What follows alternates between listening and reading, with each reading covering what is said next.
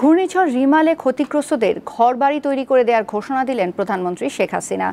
সকালে গণভবন থেকে ভিডিও কনফারেন্সের মাধ্যমে আশ্রয়ায়ন ২ প্রকল্পের আওতায় গৃহ ও ভূমিহীন পরিবারকে ১৮,৫৬৬টি বাড়ি হস্তান্তর কার্যক্রমের উদ্বোধন অনুষ্ঠানে তিনি একথা বলেন।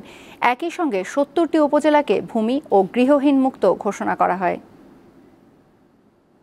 আশ্রয়ন প্রকল্পের ষষ্ঠ ধাপে স্থায়ীভাবে মাথা গোঁজার ঠাঁই হয়েছে ঠিকানাবিহীন লাখো মানুষের। দেশের একজন মানুষও গৃহহীন থাকবে না, প্রধানমন্ত্রীর এমন প্রতিশ্রুতি এখন অনেকটাই সফল। কেননা নতুন করে ৭০টি উপজেলা সহ দেশের ৫৮টি জেলা এবং ৪৬৪টি উপজেলার মানুষের সবার এখন নিজের জমি আর ঘর আছে। আমি এখন চরকচ্ছপি আশ্রয়ন প্রকল্পে মঙ্গলবার গণভবন থেকে ভার্চুয়ালি যুক্ত হয়ে লালমনিরহাট, ভোলা ও কক্সবাজার সহ বিভিন্ন জেলার ১৮,৫৬৬টি পরিবারের মাঝে একটি করে সেমি পাকা ঘরের চাবি সঙ্গে ২ শতক জমির দলিল হস্তান্তর কার্যক্রমের উদ্বোধন করেন প্রধানমন্ত্রী শেখ হাসিনা।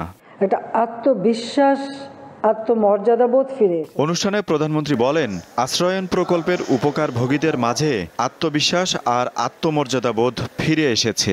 প্রাকৃতিক দুর্যোগে ক্ষতিগ্রস্তদের নতুন করে ঘর করে দেওয়ার প্রতিশ্রুতি দেন সরকার প্রধান। ঘূর্ণিঝড় জলোচ্ছ্বাস হয়ে গেল, সেখানে হাজার হাজার মানুষ ক্ষতিগ্রস্ত।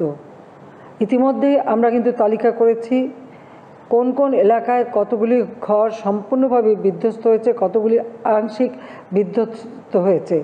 যেগুলি সম্পূর্ণ ক্ষতিগ্রস্ত তাদেরকে আমরা ঘর তৈরি করে দেব। আংশিক ক্ষতিগ্রস্ত তাদের জন্য আমরা ঘর নির্মাণ উপকরণ দিয়ে সহায়তা করব।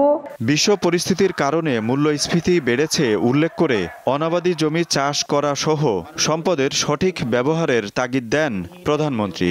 সারা বিশ্বব্যাপী অর্থনৈতিক মন্দা চলছে, মূল্যস্ফীতি বেড়েছে, তারপরেও আমরা আমাদের খাদ্য উৎপাদন যাতে অব্যাহত থাকে, কৃষির জন্য যত রকমের সহযোগিতা দরকার, প্রণোদনা দরকার, ভর্তুকি দরকার, সবই আমরা দিয়ে যাচ্ছি।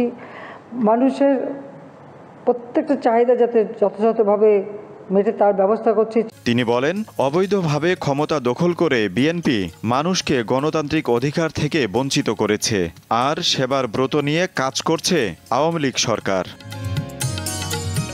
আজিজুল ইসলাম, দীপ্ত সংবাদ, ঢাকা।